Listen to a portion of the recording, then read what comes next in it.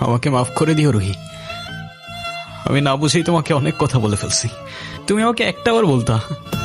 এতদিনেও কি তুমি আমাকে এতটুকু চিনতে পারলা না?